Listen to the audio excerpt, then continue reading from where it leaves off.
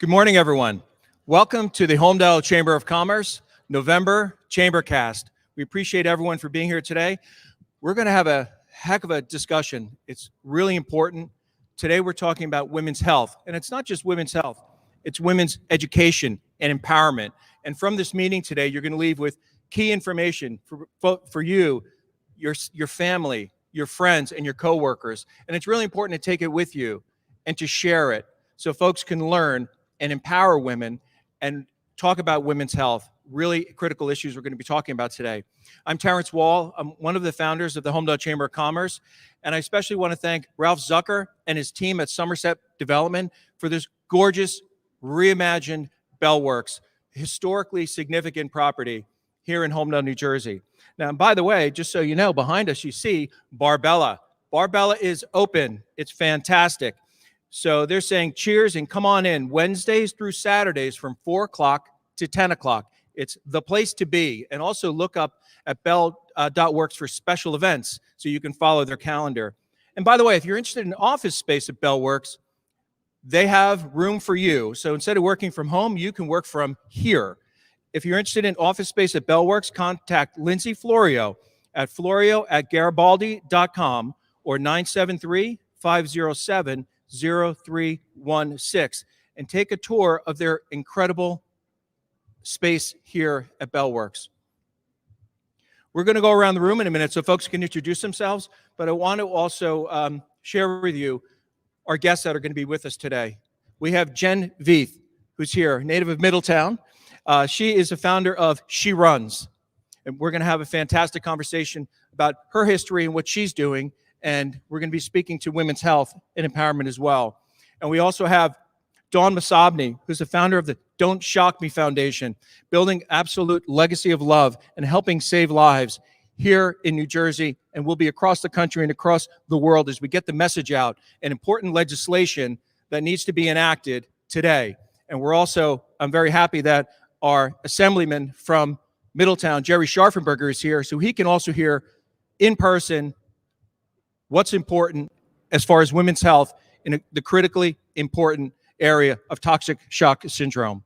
So I want to thank our guests for being here. We're going to get started in just a moment. We're going to go around the room, Jeannie, if we can, so folks can introduce themselves and let us know who you are, what you're doing. And by the way, if you're interested, you feel free to share on Facebook or Instagram. Feel free to take pictures and share them as well, and tag at Holmdel Chamber at Facebook.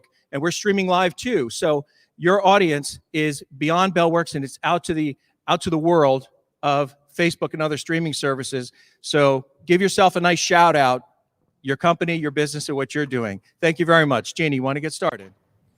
Yes, I'm Marian Azalina, and I'm a Cola banker in Holmdel. And speak nice and loudly. I'm sorry, into the mic. Thank you. I'm Marian Azalina from Cola banker in Holmdel. If you ever have any real estate needs, as well as my family, we have the food town. We have 5 food towns in Monmouth County, and liquor stores as well. Yeah. Thank you so much. And can you hear me? Yes. Okay. And I have to say who your father, God rest his soul, a great man who did many great things, Joe Azalina. So thank you for being here today. Thank you. Yeah. Diane, welcome. Hi, happy to be back. Yeah. Hi, everyone. My name is Diane Ruggiero, and I am a transformational nutritionist. I really align with what the topic is today because I help women. Most women, my target is women over 50 that are going through the empty nester syndrome, hormonal imbalances, and low energy. I have a practice where I do one-on-one coaching, and I help women live and feel vibrant again in season 2, which is the best season of all of your lives. Thank you. Thank you. Hi, I'm Nancy. I was just here to support Jen because she does wonderful things which she runs, which you'll hear about shortly. But I also volunteer for an organization, Oasis in Middletown, which is young adults with autism. Fabulous organization. It does so many things with the community to keep these young adults involved with their farm and their products, and they have wonderful farm market stands and afternoon tea. So check it out in Middletown. Thank you. And feel free to project your voice so we can all hear you as well. Thank you very much. Hi, my name is Ayala Russo. I'm a court stenographer freelance right now. I'm here to support Jen, and she's wonderful. I work out with her, and I run, swim, and bike, and I'm all about health. Thank you. Thank you. Hi, my name is Paul Thurston, and I'm from T Marketing. I own T Marketing. I have a company, and I'm here just to support everybody. Thank you. Hi, I'm Mike D'Alessio. I work for Triple T Hospitality Group. We're upstairs here. That's Tommy's Tavern and Tap and Tio Taco and Tequila Bars. Triple T. Thank you. Hi, I'm Joan Krett. I am here to support Jen because she runs all around our neighborhood and we love her. I have a company called Memory Keepers. We do videography and video transfers, but more importantly, the youth director at St. Leo the Great, and we do service projects around the community. So if anybody has anything they need help with, just let me know. Okay. Hi, I'm Megan. I'm Joan's daughter. I'm an occupational therapist at Children's Specialized Hospital. And yeah, we're here to support Jen. Thank you. Hi, how's everyone doing? I'm George Massabni, Dawn Massabni's son, co-founder of Don't Shock Me. And we're here to spread awareness and hopefully go global to make sure no family, female, or anybody in this world has to suffer. Thank you. Thank you. Hi, everybody. I'm Assemblyman Jerry Schaffenberger from LD 13, and they don't know it yet, but I'm going to be the sponsor of the bill that they need done for the New Jersey. Thank you, everyone. Jerry Scharfenberger is a man who gets things done, and we appreciate it. And he puts it right out there, right out front, and he doesn't wait. Assemblyman, thank you. Thank you very much. You'll be hearing about all the different pieces of legislation that are looking forward to your sponsorship. Thank you. Hi, everyone. I'm Nicole Rabat-Levine with Heritage House Sotheby's International Realty right in Holmdel. I'm also the co-founder of the Social Conscience Project. It's a 501c3, and we do a lot in underfunded schools. Thank you. Do you work in districts in Monmouth County or across the Monmouth County? That's wonderful. That's great. We have folks from Holmdel District here, if you don't know them. Go ahead. I'm sorry. Sorry. Hi, I'm Carrie Kuskowski. I'm with The Connection. We're a managed IT security service provider based in Hazlitt. And I also am becoming an LLC for my company called Strategic Visions, where I do event planning and marketing. And talking about connections, you just had an Thank expo you. which had so many people. Yeah, right? Carrie's unbelievable. She just did an expo. She threw it together in, I don't know, a couple weeks, and she had over 100 vendors at the Middletown Arts Center. It was a wild success. I think a lot of people got their holiday shopping done there. Vendor Palooza, right? Yep. Yep. Hi, I'm Julie Stolker. My husband and I own Hummingbird Sports, which is the company that created the first ever ASTM and SEI certified girls lacrosse helmet. I'm also a licensed therapist at a holistic practice in Eatontown, New Jersey called Integrated Care Concepts and Consultation. And most recently, my husband and I are new owners of the franchise Bubba and our first location will be opening early 2022 in the Hazlitt Plaza on the corner of Bethany and 35. Thank you. You know, and today we're talking about women's health, but you started a company for women's health, empowering young girls and helping them from concussive injuries, correct? I don't know if folks heard that, but right? Yeah, and that's moving forward in Florida and different places across the country. Right. They don't have the same protective gear requirements for girls as they do for boys, correct? Julie, give us a statistic on concussive injuries for girls and why that needs to be forefront of folks' minds. It's years ago there was a study that came out a good number of years ago, maybe like 5 years ago, that women's lacrosse was the second to only football highest concussion rate sport for youth sports. And statistically, I don't even know at this point what's out there, but the U.S. Lacrosse just came out with a study that says that helmets not only do decrease head injury, but don't change the game. The fear of the gladiator effect, girls getting rougher with each other, it's all a myth. So we're just waiting for the U.S. Lacrosse to see that and now mandate, which it's only mandated in the state of Florida. So sadly, but a lot of private organizations are mandating. So we've been working for 6 years on trying to get the helmet mandated. So Look over your left shoulder at Assemblyman Scharfenberger. There's another, right?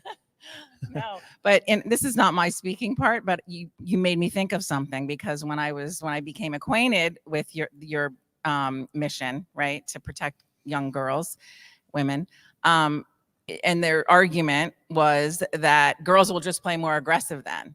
If we give them the helmets, they're going to play more aggressive. Not even mentioning all the things that are wrong with that way of thinking. That's the way people were arguing against seatbelts, right? In the 50s, I think, or 40, I don't know. I just remember people were arguing against seatbelts, saying it'll make people drive faster, right? So we have to think about that. Thank you. Thank you, Julie. Hi, I'm Nicole Kennedy, and I run Cap and Gown Consulting, and I help students who are in their high school years get into college. I used to work for Princeton Review and taught English for 15 years, and eventually put it all together to run my own SAT classes, help students write the essays, and try to demystify the whole process, because there just aren't enough guidance counselors to handle all the students in the high school, and there's so much information that gets missed. So I try to help parents and students through the whole process. Thank you. Thank you. Hi, my name is Zazira Asa. By training, I'm an electrical engineer. My work experience has been in telecom and leading technology for over 15, 20 years. And then I switched gears to working with nonprofits in the environmental science area. I'm passionate about the environment and offshore wind and other types of projects, and that's my current direction.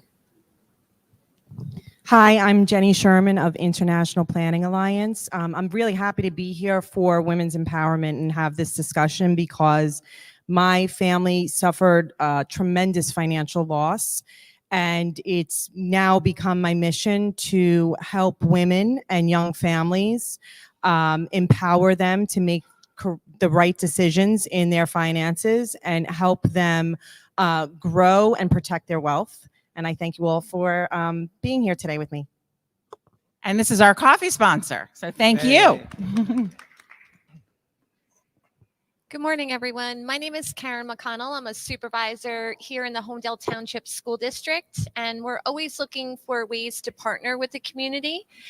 So we're here today. I'm here today with my work-based learning coordinator and also a student. So I'm going to hand over the microphone. Hi, I'm Elliot Cohen. I'm the work-based learning coordinator at Holmdel High School, where we place high-performing students in internship and mentorship opportunities. We have with us today Alana Cushing. She'll introduce herself. She's one of our top-performing students at Holmdel High School. And after the meeting, I'd love to chat with anyone that has an opportunity to take on maybe a student in an internship role at your business to learn and give them that opportunity now in high school so that they have the advantage over other students. And I want to thank the Chamber for having us again at the meeting. Thank you. Hi, my name is Alana Cushing, and I'm a senior at Holmdel High School. And this spring, I have an internship opportunity with CME Associates. And I just want to thank y'all for this opportunity. Thank you. Well, you know, in so many ways, this meeting is for you. It's for you and the other gals you go to school with, your peers, the next team, the next generation. So this meeting in so many ways is for you. So thank you so much for being here. Hi, good morning, everyone. Al Aloisi, your independent insurance broker. I specialize in all kinds of health insurance, life, annuities, and I'm also a Medicare specialist for anyone who knows anyone who's 65 or older. You've seen the ads on TV. I'm also a tennis coach at Monmouth Regional High School, varsity girls and JV boys. So don't buy your insurance through a football player. Use your tennis coach. Exactly. And I understand with every Medicare policy, you're throwing in a free concerto on the yes, today only. Today only. Yes, Thank that you. was Al on the keys. Yeah, Yes, thank you, Al.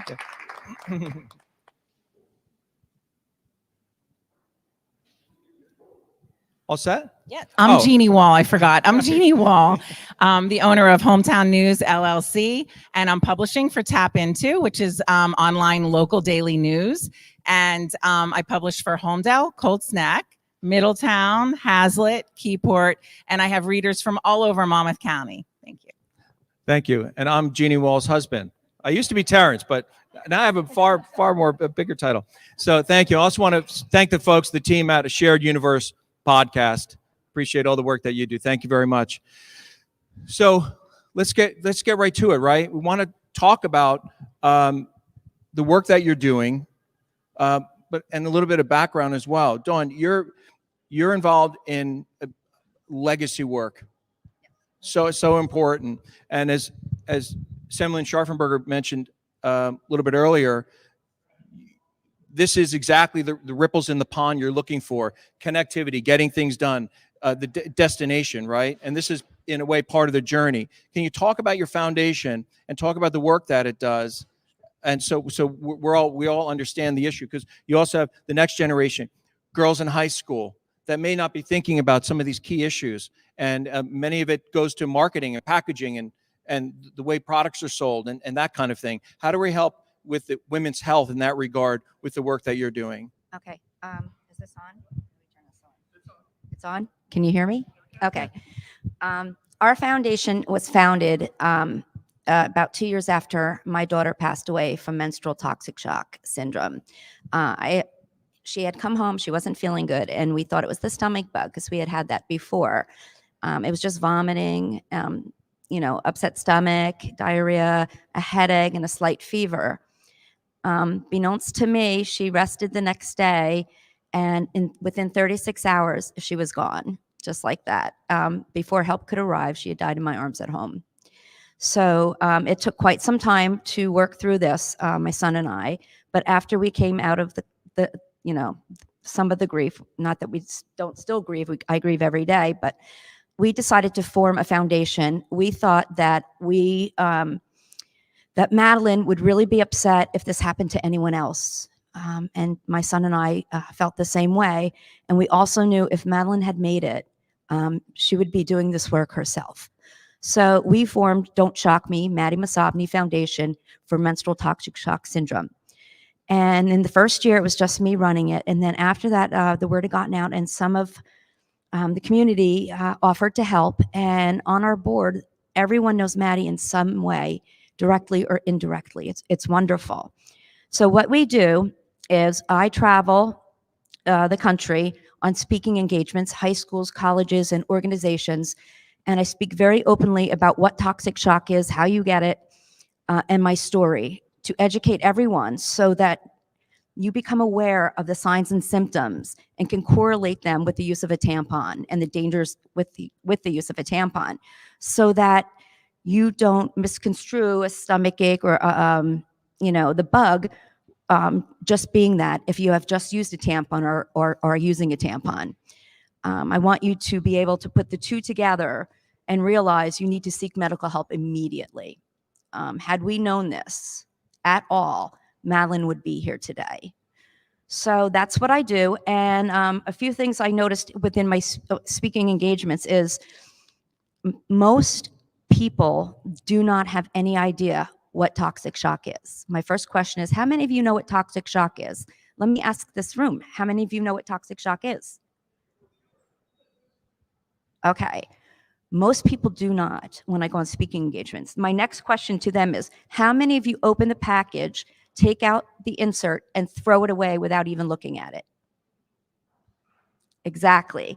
Everyone's hands go up. And the hands that go up when I'm at colleges, and all the girls put their hands up, tears start coming down out of my eyes, because that is the highest risk group of getting toxic shock. And they are not learning. They have no idea what toxic shock is and how they can catch it. And they're not reading or having any idea. FDA, I went to the FDA and spoke with them on this. And I had read their regulations. And below each of their point on the regulation, I rewrote it. And what I thought was very important to put out there and highlight it in yellow and ask them to please reevaluate it and edit it and and issue a new, a new regulation with my corrections. And I was told that they would consider only if I had statistics on how many girls get it each year, and the outcomes, of course, loss of limbs, organ damage, and death. Well, I can tell you this, there is no such thing out there. And the reason that is because it is lumped into regular toxic shock, which men and women can get from a cut on their skin and the bacteria getting in. My own daughter is not recognized of having toxic shock, and she passed away. She's lumped into a whole big group. So there's no way to work with the FDA and have the regulations changed for the better for the consumer. They work in the midst of the manufacturer better. So with that avenue closed, we decided that we would work harder in trying to create something here just within our own state, hoping that if we can make it work here and see that it's meaningful and the education's working and awareness is growing, that maybe we can pass it on to other states and get a federal program in place, a federal bill. Madeline's Law is one of the bills, and so far it's been 2 years sitting nowhere. And, every time I call, we're working it. And of course I hang up and I'm in tears because it's an educational bill that really costs nothing, but means everything to saving someone's life. And that's basically what our foundation does. And we, everyone on the board goes and talks about it. We have fundraisers and, to bring people in. And before the fundraiser begins, I talk about toxic shock and enlighten whoever's there to learn about it, and they go out and educate someone. We had a fundraiser, Butterflies for Maddy. It was about it was a fashion fundraiser. And at this fundraiser, when I was done, the audience was so grateful. None of them knew any of the information I had given them. And that was alarming. If they didn't know, how many more didn't know? And also we had a guest speaker there who was a victim who lost both her legs to toxic shock. So it is really a scary silent disease because it mimics so many others. And it's not being caught. It's being misdiagnosed 90% of the time. And they're being sent home, told to come back if they don't feel better. Well, of course, they're not going to feel better. Toxic shock, your time is not on your side. Every second, you're not getting treatment for it. It is shutting down your body by polluting it with toxins. Dawn, I have a question for you. You were talking about legislation, and we have an assemblyman here who is... Yes, and I want to thank you so much for what you said. You brought me to tears up here because I have been fighting and fighting, and those words mean so much to me and my son because we have been fighting so hard to make this a reality. Not only for my daughter, but for all the women out there that keep getting this and the women who have had it, who we promise to be their voice, to make a difference, to save lives, to have what they went through mean something. Well, I think it's important from the legislative side, and it's really unfortunate and sad, very sad that legislators don't do their job, don't do what they say they're going to do. They don't. And that's part of the problem. The strongest candidate in any election, I often say, is apathy. And Plato says basically that apathy will ensure that you're ruled by evil men, right? So, and he's right. He's right, because even over half, even just this recent election, over half the folks stayed home and didn't vote. So it's great to have people that will get things done. Republican or Democrat, by the way, anyone who's interested in ensuring women's health and empowering from an educational standpoint, those are folks that we need to get behind and support. It shouldn't be one side or the other. Exactly right. It Right. should be both. This, you know, women aren't just Republicans and Democrats. Right. But you know, I'm they're thinking- someone's family. Exactly right. And I'm thinking about something else, though. We have hundreds of school districts in the state of New Jersey. Yeah. So while the legislators are thinking about what they should be doing instead of doing it, perhaps we can have a model board policy.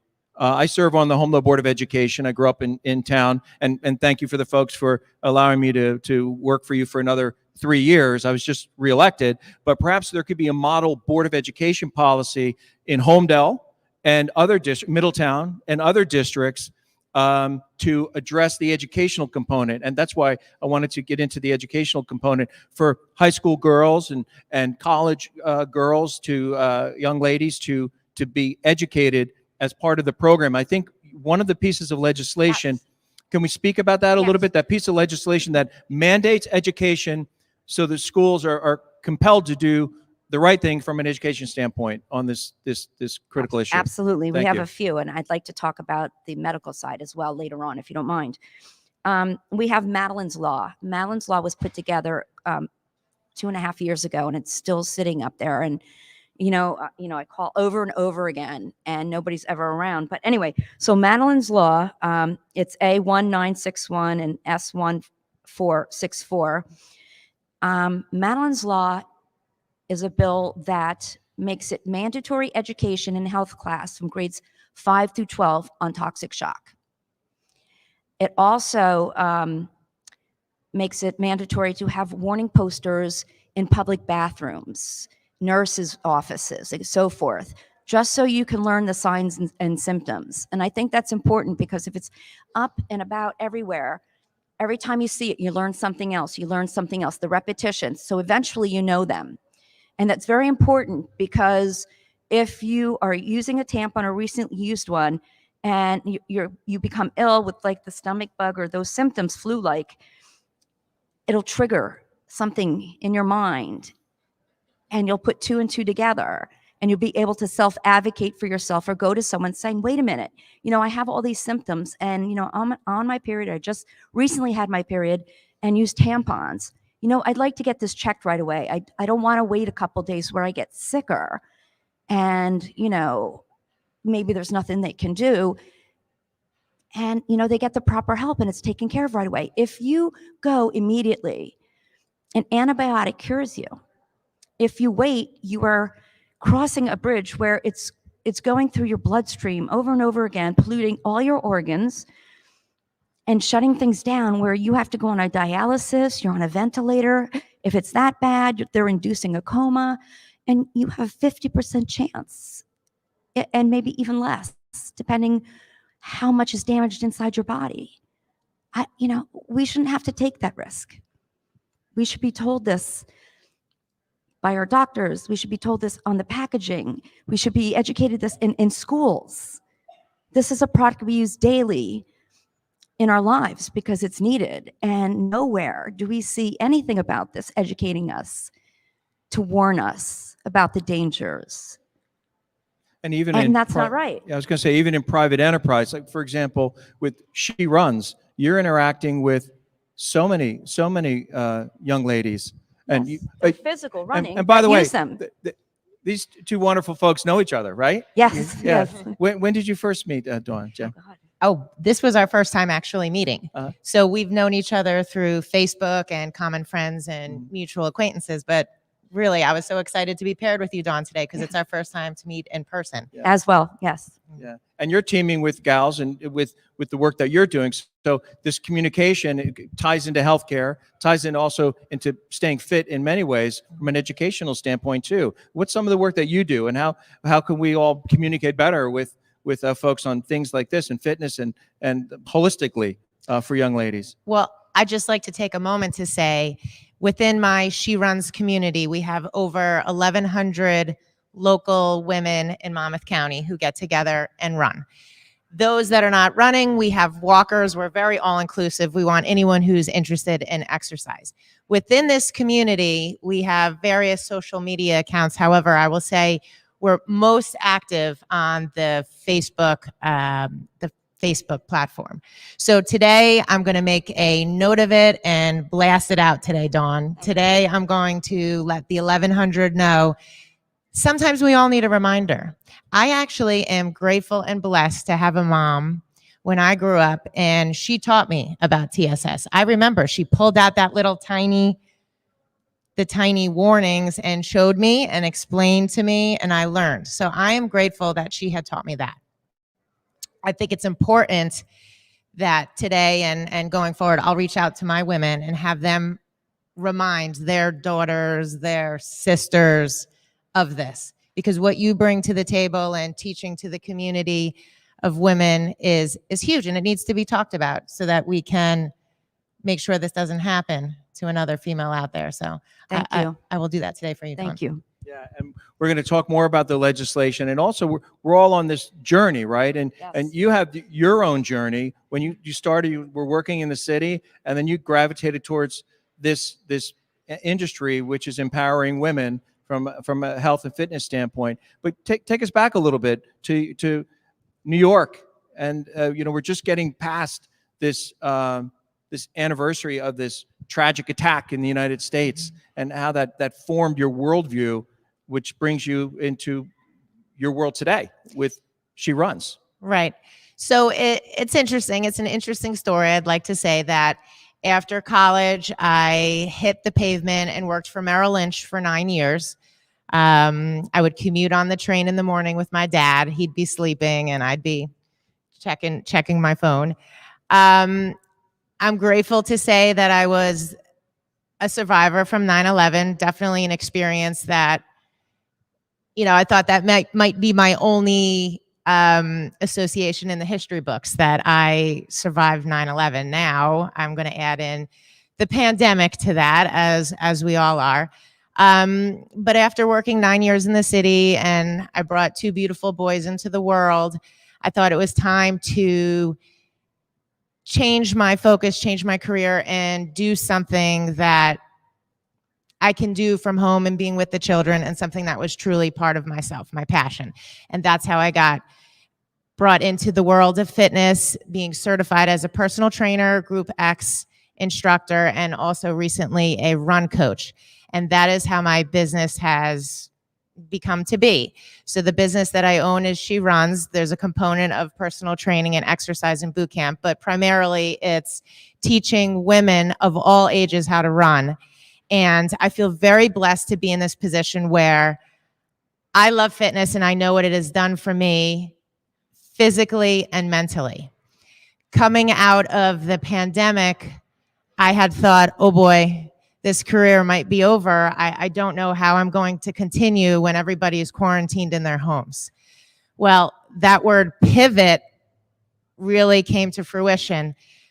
My business went fully online. I was doing Zoom boot camp classes, the Zoom platform, and it looked like the Brady Bunch with 30 faces on the screen. And I'm checking everybody's form as best as I could to make sure that they're performing their exercises. So that was one component of how I continued after the pandemic, is that I was able to still provide fitness and athletics to the females. The flip side is that mental health component, everybody being in their homes and quarantined, really did have a negative effect on a lot of people. So to bring people out, and yes, we're getting our fitness, but we're also socializing, we're also supporting each other, we're empowering each other to push through this pandemic and help our families stay healthy. So yeah, the pandemic truly did change all of our lives, and I really believe that this company, the She Runs, has provided for myself, and I like to think for many out there, a positive outlet for exercise physically, getting your sweat in, also for the social emotional component. Do you also integrate with the schools, or have you thought about doing that? Where they're always looking for good, solid programming, right? Well, it's interesting. I haven't found that pathway yet into the schools, but I have been in connection and working for some families that have created their own pods at home and homeschooling. So for those young gals who are not socializing in a classic school platform, they might be working online from home. So I have been immersing myself into that world, which I take great pride to be able to come to these young women, these young girls, and offer them the fitness aspect, but also I would like to be a positive female role model to them. offering the fitness and the social and emotional side. Well, I think that's wonderful. You know, and the chamber is it's about wellness and government and nonprofit. And if you're noticing the kind of ripples in the pond, how it kind of ties into all the other different work that we're doing, whether it's private sector or public sector as well. From your foundation, Dawn, how has the pandemic, Jen was talking about the pandemic a little bit, how has that impacted your outreach efforts, and how can chambers like ours help improve the communication and empowerment, particularly with legislation and things like that? Has the pandemic had a big impact? Oh, the pandemic certainly has had a big impact. Travel stopped. I wasn't able to go to the schools or organizations anymore. But what I did do is I reached out to certain friends and the community, and I started Zoom. Certain schools reached out, and I did lectures by Zoom. Medical fraternities reached out, and I did it by Zoom. So Zoom was very helpful to keep it going. It wasn't as active had I been, able to fly and keep going, but it still was getting the message out. And that's all that mattered to me. And after I spoke and did a Zoom, they referred to another school that they had a connection with. So, it wasn't as large an audience and where I keep going, but it was still continuous. And that I'm grateful for, because just getting it out there and them spreading the word and so on, I know indirectly someone's life was saved. Let me ask you a question. If you had a room full of superintendents of schools across the state, and you told them what are the 3 key things they must do to help educate and inform young ladies about toxic shock, what curricula, what programming should they put into their schools so that to educate, to inform? Would that be through the legislation or as far as the education piece? It seems that the schools are hesitant to do something without being directed by law to do, especially public. Private, not so much, because they have a little bit more leeway to do things. So definitely by law, there are certain schools that did, when I give them the literature, are talking about it. So I'm grateful. But definitely, a law has to be passed so that all schools are on the same program. And I think what really needs to be done is a lesson plan has to be developed so that everybody's on the same page and the same materials being taught, because there is a lot of misinformation out there on the internet about this. I have been studying it for 2 years, and every day I find something incorrect. And it just makes me so upset, because if a young woman is going on this and looking this up, she's getting the wrong information. The manufacturers are telling you the wrong thing. And there's a false sense of security by this. And what I mean by that is, one, it'll say you can leave it in for up to 8 hours, which is almost condoning sleeping with it. And you should never, ever sleep with a foreign object in your body, number one. And let's say you set the alarm and you're going to sleep 8 hours, but you keep hitting snooze, and every high school and college student sleeps much longer than that. We all know that. All parents know that. And secondly, on top of that, it is not about leaving it in too long. I've been doing studies with microbiologists, and what it is the rayon inside the tampon that holds so much, and then the bacteria that is being introduced by the tampon constantly with that environment. So when you take it out, if you have a minute scratch that you'll never know you have, okay, we're talking so minute, a microscope has to catch it.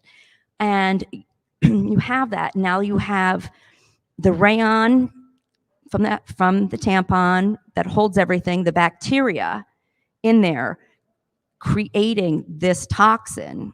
It's a perfect storm. The blood with the rayon, the carcinogenic property, and a slight little microscopic tear. So you have all three. It gets into your bloodstream. and you don't even know it. And that's how you get toxic shock. Not from leaving it in so long. We've had victims who left it in for 2 hours and came down with toxic shock. 2 hours.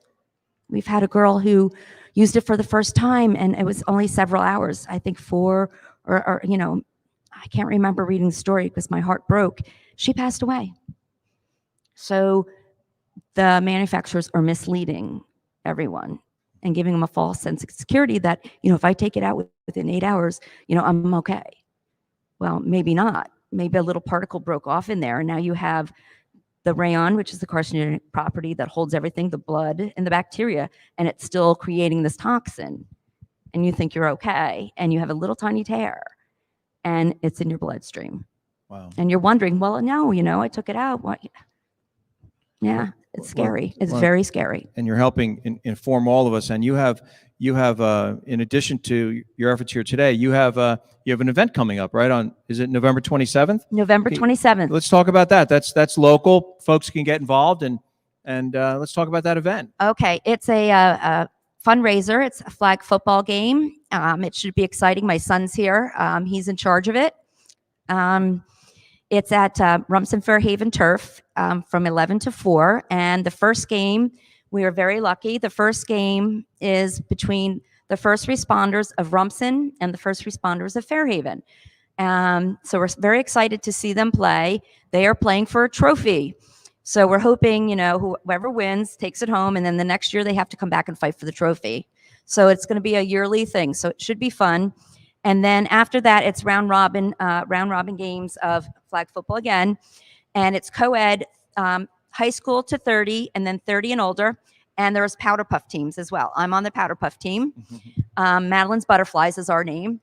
My son is on the Don't Shock Me team. And it's a fun day. Come watch us. People who come and watch, spectators, it's free. And to sign up on a team to play is a $20 donation to the foundation. So it's going to be a fun day, and we hope you'll all join us. I'm looking forward to it.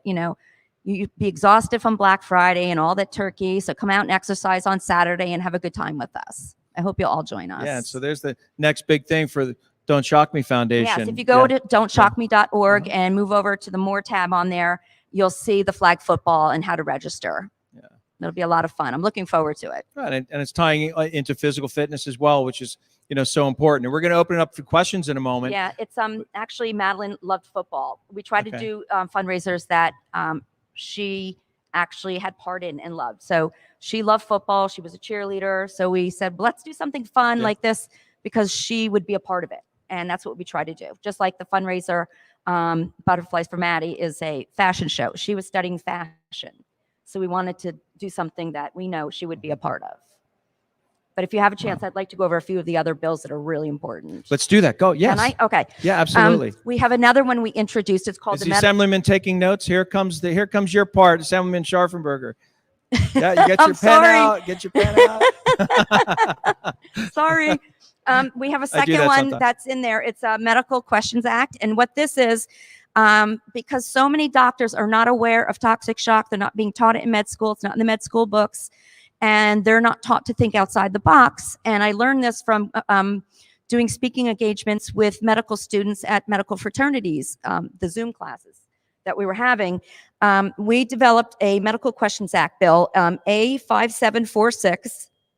And what this does is we are trying to get doctors to have, when women go for yearly checkups and pediatricians, when girls first get their period, is at a pediatrician, yearly checkups talk about toxic shock. Make them aware of it, the dangers, the symptoms, so they know about it. So every year they'll be reminded of it. Right now, they don't talk about it at all. There's not even a pamphlet in either office whatsoever. The second thing is we ask the doctors if they, if someone presents at, whether it's a doctor's office, like emergency clinic or the hospital ER, when a girl or a young woman or a woman presents with a stomach bug or flu-like symptoms, gastritis, they ask, when was your last period and could you be pregnant? So now we're asking, with those questions, there are two very important questions that will lead to whether you check for toxic shock or you can just skip that and go with other symptoms and signs and so forth that, you don't have to worry about time. They are, when is the last time you used a tampon? And have these symptoms started since using that tampon? If those questions have answers yes, you need to quickly check for toxic shock because you do not have time to look for anything else. If they do not have it, you have all the time in the world to check for other diagnoses. So we're trying to get that passed because then we know right up front, you'll catch it, we'll stop it right then and there. We don't have to worry. You will not have this toxin racing through your body, shutting down your organs, and loss of limbs or death. When you have toxic shock, it does a lot more. You can get cancer from it. You can get infertility from it, endometriosis, early menopause. There's so many other things that go on with it. Even if you stop it and you live your life happily, so many other things from that toxin going through your body can happen. So we really have to tackle this and do our best to catch it early on and not let it harm us in any way and in the future as well. Okay? And we can stop all the horrific outcomes of loss of limbs, organ damage, and my gosh, death is 100%, this is 100% preventable. You don't have to have your organs damaged. You don't have to lose a limb, and you do not have to die, all because you're using a hygiene product from a bodily function that is 100% natural and beautiful to have a family. We need to stop this. We need to stop it right now. It has been going on for 40-something years, and no one has done a thing about it. No one. I think today we should stop it and end this. The only other bill we have out there right now, and I think it's really important, and I know we're going to get a lot of backlash. I know it's going to probably go on, and I don't even know if I'll be here by the time we get it passed, but my son's going to make sure. He's promised me. It's the packaging bill. It's A5639. This packaging bill is so personal to me. What it says is that there will be a warning on the front of the box in big, bold, dark letters and maybe a symbol saying can cause toxic shock. Then on one side, it will have all the ingredients listed in bold black lettering so you can understand it and read it. Right now, it's like a little white lettering and you almost need magnifying glass to read it. No one does that. So it has to be big and bold so you can read what's in there. By law right now, they don't even have to tell you what's in there. And if I told you what's in there, you would be beside yourself. There are so many carcinogenic properties in there, wood pulp and all this other stuff that they ground down to make tampons. And the rayon is the most carcinogenic property and absorbent, and it does such harm to us. Dioxin is in there. The FDA says a little bit of dioxin in your tampon is not dangerous to your health. A woman uses 16,800 of them. So a little bit times 16,800 of them is drastic. And it sits in your belly, in the fatty tissue we all have, no matter how thin we are. It sits there and can cause so much damage and cancer. So you have to think about this. On the other side, I propose that we have all the signs and symptoms in big black lettering too, so you can read them. And then on the flap, we all open it up, we all toss the insert, signs and symptoms, big bold lettering, seek medical help immediately if you have them. Every time you take one out, there you are, you're being reminded. You see it every time you use one. So by nature, you'll have it memorized and you'll put 2 and 2 together if you're feeling sick and having any of those signs and symptoms while using or recently used. And that's what I want. I think with that on the box, with the symptoms, with the ingredients, with the warning, and then the signs and symptoms inside, you will know. Everyone will know. And I think lives will be saved. It's very personal, I know. But what better gift can anyone give but saving a life? And the manufacturers, it's profit. And, if they do this, they will be pioneers. They will save lives. People will look up to them differently. But we have to fight to get it done because it's the bottom line profit. So if you believe in our foundation and what we are doing, please support us.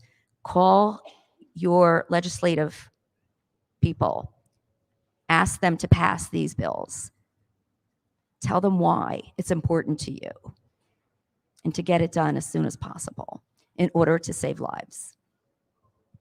Believe me, by you talking about this and learning the signs and symptoms and telling a friend and a friend telling a friend, you're indirectly, each one of you are saving a life. I spoke at a sepsis gala in Virginia Beach, and a mom was listening to me. And she told her daughter at college. And months down the road, her friend got sick, and it clicked into her mind. And she took her to the emergency room. And that doctor told her she got there just in time. She had toxic shock. So indirectly, through me speaking to this mom and her telling her daughter and her daughter remembering, that girl saved her friend's life. Isn't that wonderful? Powerful She's statement. here, and her family has her here, all because all we did was talk about it. And we remembered. What better gift can we give that mom than her daughter's life? So thank you for listening. And please, please just spread the word, learn the signs and symptoms. You will not believe the impact you will have out there in saving a life. Very powerful, Dawn. Thank you. Yeah, before we get into closing comments, Jeannie, can we see if we have some questions from folks that are here? Wonderful. Thank you, Diane. We're going to have that portable mic. Questions on from our panelists. Thank you. I just want to thank the assemblyman, and I'm looking forward to working with you. Yeah. I have a question regarding the tampons. If they're organic tampons, can this also happen? It's funny. I get that question a lot of times. And when I went to DC and spoke with the Texas senator who, that's where cotton's grown,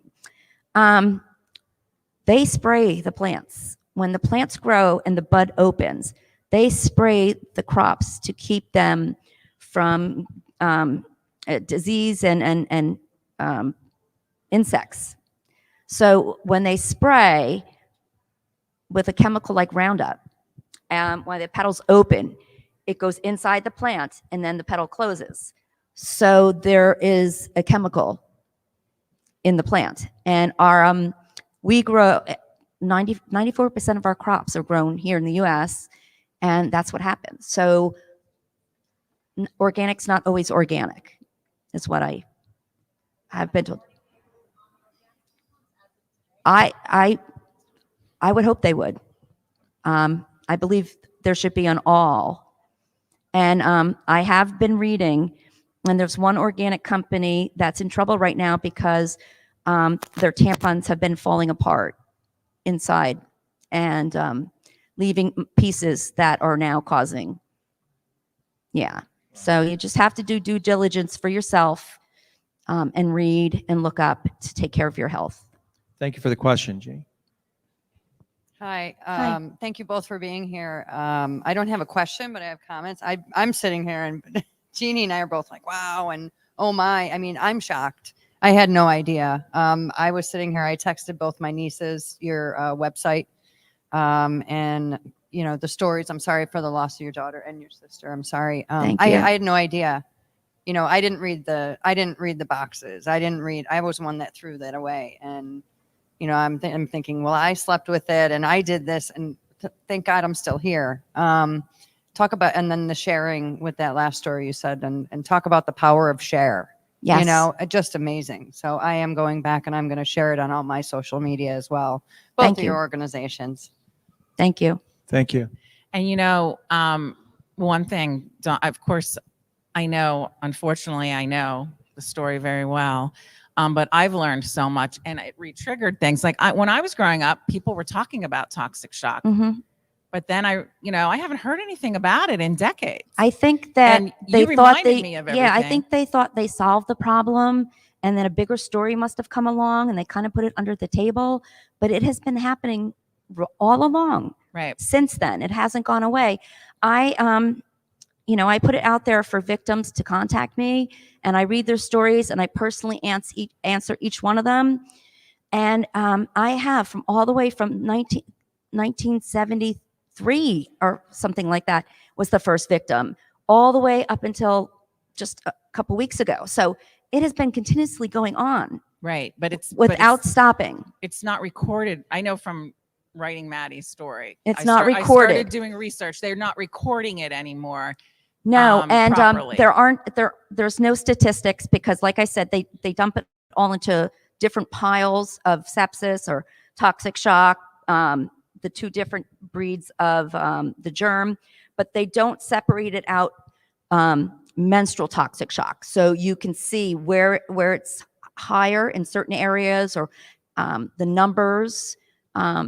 That's part of another bill. We're not ready yet, but we're trying to get it to have its own diagnosis code. So this way you can see how many women have menstrual toxic shock, where the highest cases are, to see if they need something more than education, what we can do for them. And I think that is a key indicator of helping also and tracking it and eliminating it. Right. And we don't have that yet. I have a question for Jen, actually, with She Runs and 1,100 female runners.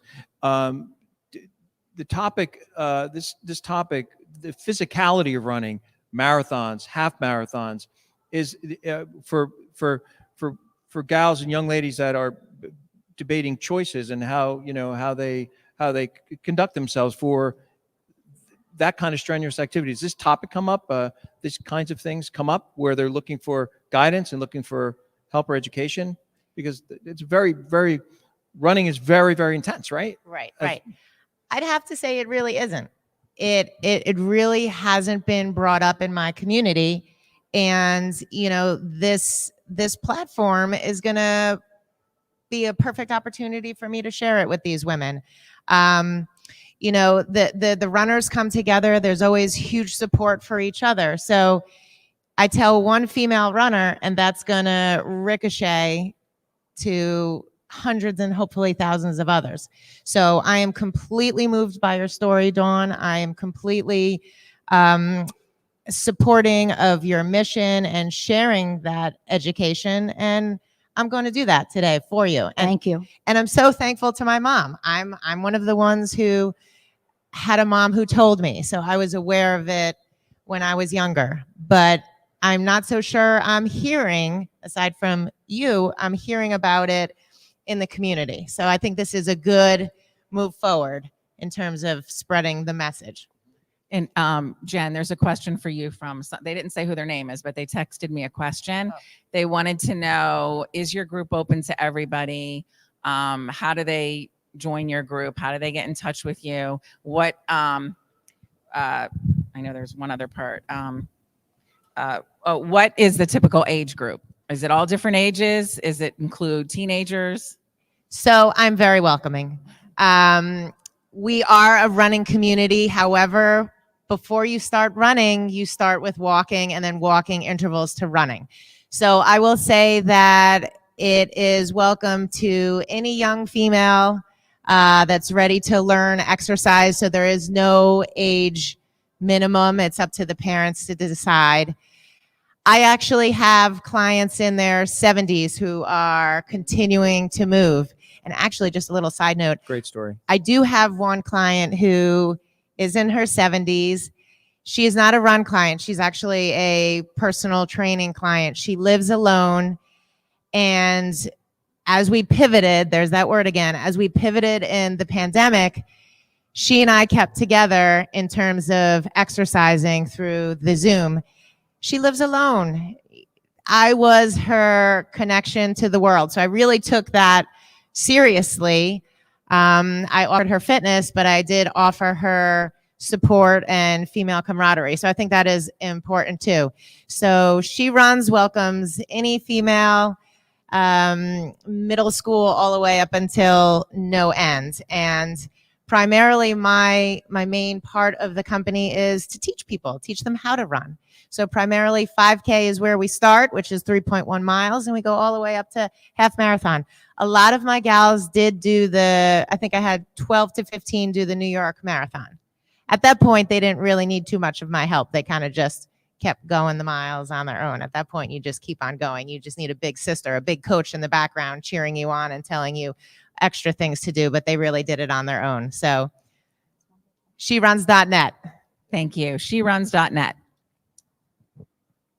I just wanted to say that, thank you for educating me. I forgot your name. I'm sorry.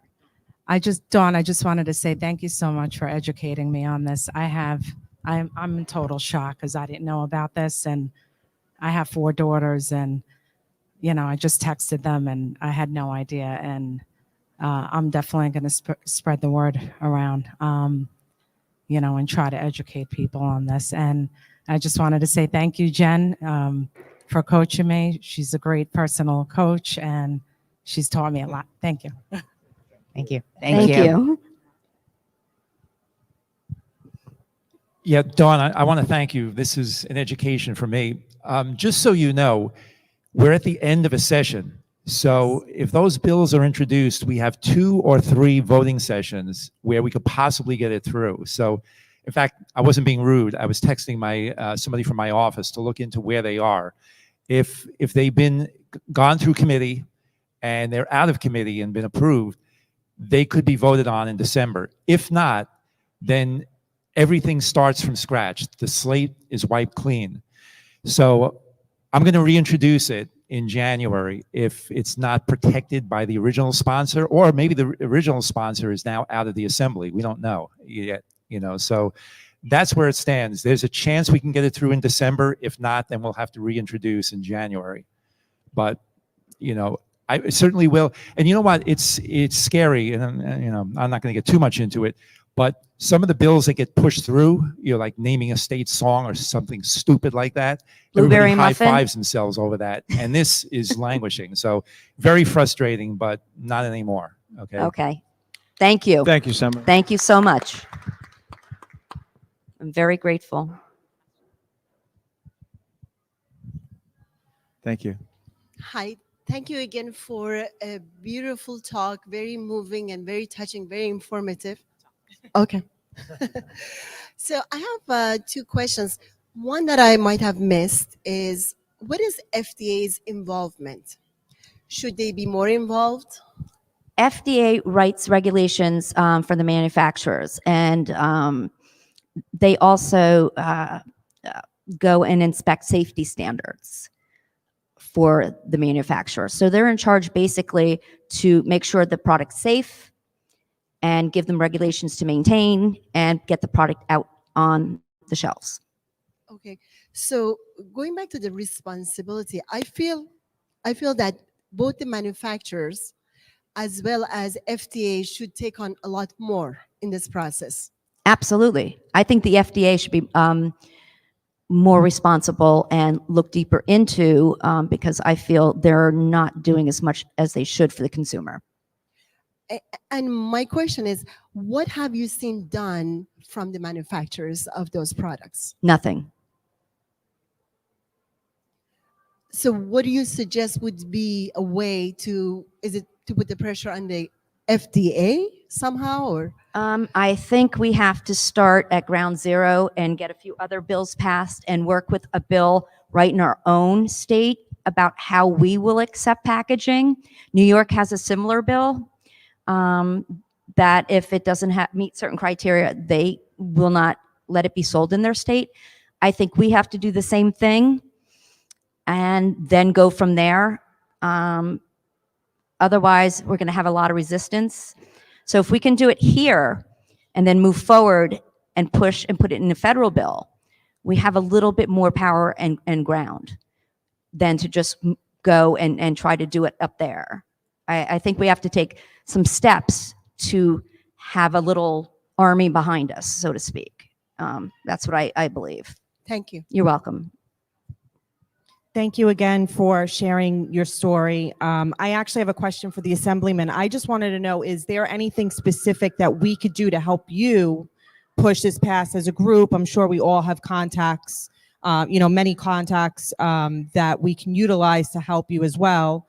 So I just, anything that we could do to make your job easier in getting this pushed through.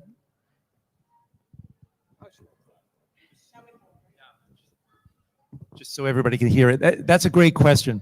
One of the things, once I see the status of the bill and see if it needs a new number, because after January, like I said, it's a reset and it has to be reintroduced. So those bill numbers will not be the same. What you can do is contact, and there's a way to do it where you can contact every legislator. Let me tell you how it works. If these guys get their inbox filled with 100 emails a day, they get nervous. If they don't hear from anybody, they think, nobody cares, So the best thing to do would be to contact all of the legislators, say to them, respectfully, please get behind this bill. We want to see it pass. It's important, however you want to word it. And that's really the biggest help, because then it'll be put on their radar. In fairness, there's so many bills out there, they can't keep track of everything. So if you contact them and say, we really want this, and if everybody does, that gets their attention and that will get some momentum. So me calling the speaker then and saying, listen, I really like to see this put on the agenda for a voting session, he'll be familiar with it already, and the other members. So that's the best thing, everybody can do who's, outside the legislature themselves, and, that gives me a little juice going in to promote it. Thank you. And Jeannie, I'd like to, if we can, I was exactly where I was going, because I would also love to hear from our fantastic Holmdel High School student about how you felt, if it was educational today, and what your thoughts are. And if you have any questions, what did you learn today? How did we do? How did we It's really do? good. They at Holmdel, they talk about it a little bit in health class. A little closer. There you but go. definitely not to the extent that you guys talked about it. It was more just like a thing that you should be cautious of, but I never knew that it was as dangerous as Dawn talked about. And then I just was wondering, like, Jen, how did you start your She Runs business, and like, how did you get that off the ground?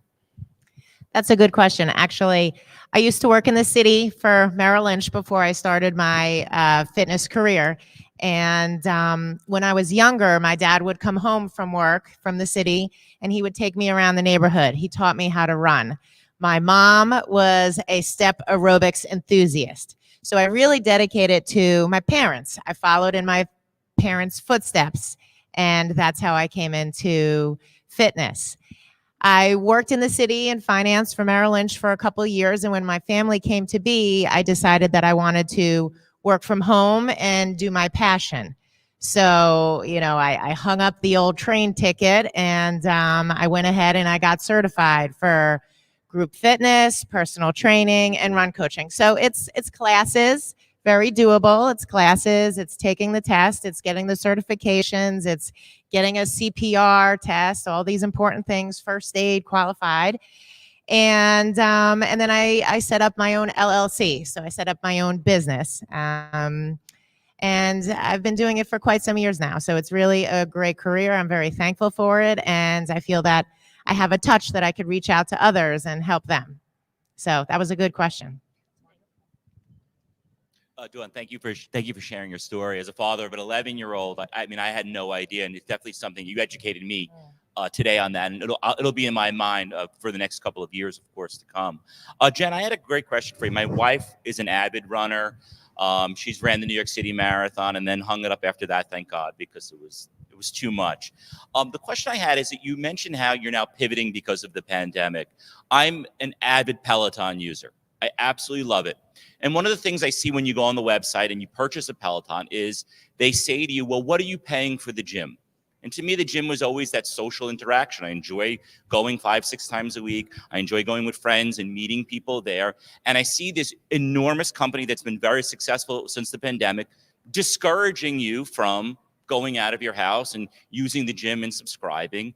And I purchased one. I'm obsessed with it. I still go to the gym as well. What is a business like yours, or how are you going to compete now with this billion-dollar company really saying, stay home, do everything at home, $40 a month or whatever it may be. Why go to Jen when buy my stuff? I think it's all based on the same concept of community. You go to the gym, you see your buddies, you talk a little bit, you do a little bit of exercise. Frankly, Peloton is doing the same thing.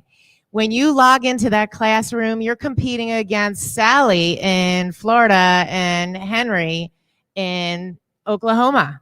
So that concept of fitness community and being part of a team, part of a group, I think that's what they're making their buck on. And She Runs, same thing. It's community. We happen to be female community empowering.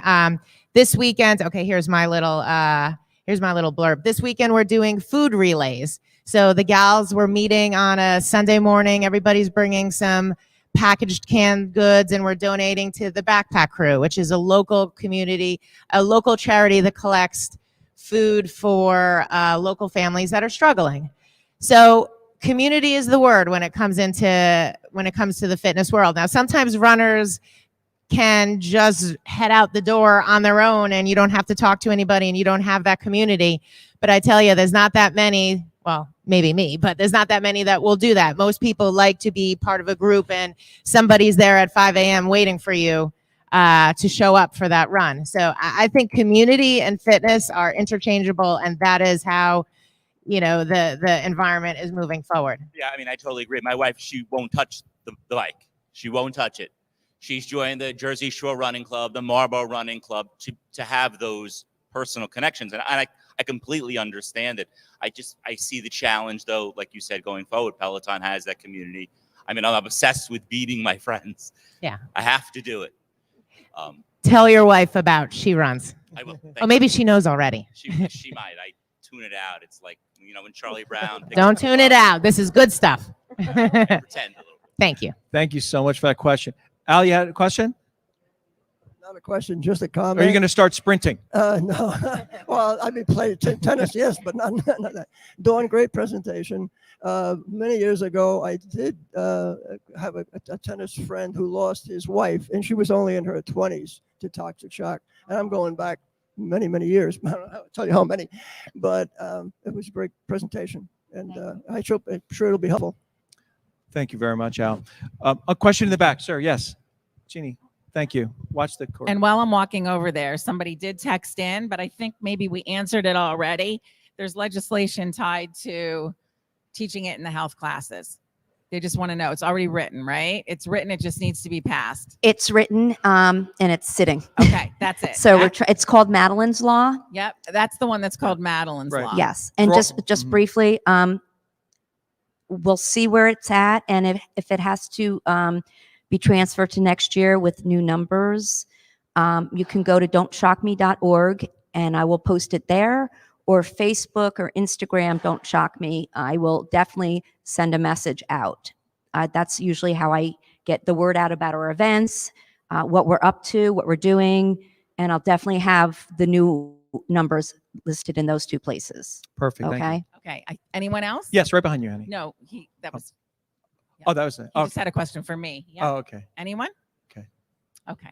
Well, thank you for that. Now, before we close, can you share the many different ways people can connect with She Runs? How do they reach you? Websites, Facebook, these types of things, and also your foundation too. So yeah, thanks, Okay. Jen. So primarily the best way to reach out to me, I have a website. It's sheruns.com. My email is jen@sheruns.net.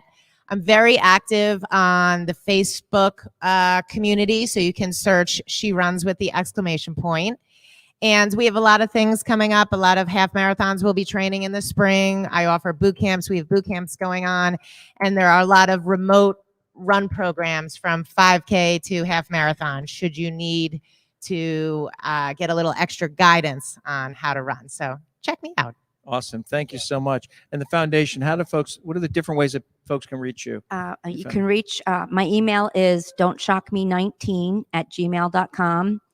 And you can go on the website. It's don'tshockme.org. I wanted to let you know that we are the only menstrual toxic shock foundation in the world.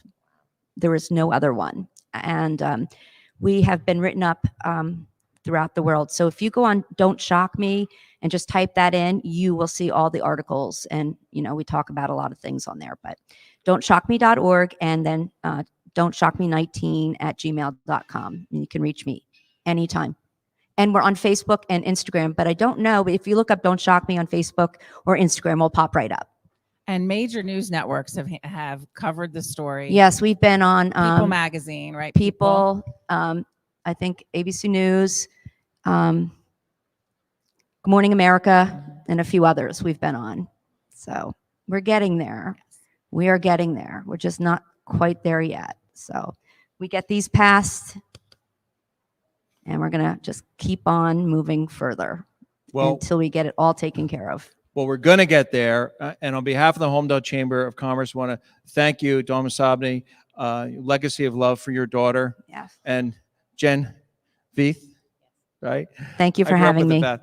Yeah, thank you so much for being here. And Thank we're gonna do everything we can to broadcast this message. And we're going to start by dedicating this Chamber of Commerce video podcast to you, young lady in Holmdel High School, and all the girls in Holmdel High School, and every high school across the state of New Jersey and this great country, so we can pass this important legislation to help empower girls, empower young ladies for their health and their wellness in the important area of toxic shock syndrome, and save lives, starting with you and your friends and your friends' friends. So thank you, everyone, for being here. Thank you so much for being here today. Have a wonderful day. Do you think we can get a group picture before everyone leaves? If we stand back here, the only reason I don't want to go up here is because of the wires. But if we stand back here, I think it's really important to show people that the Holmdel Chamber is back in person, because we were Zoom for a while. We moved to this platform, and we'd like to keep it a hybrid of in person. And Thank you, kind podcast genius.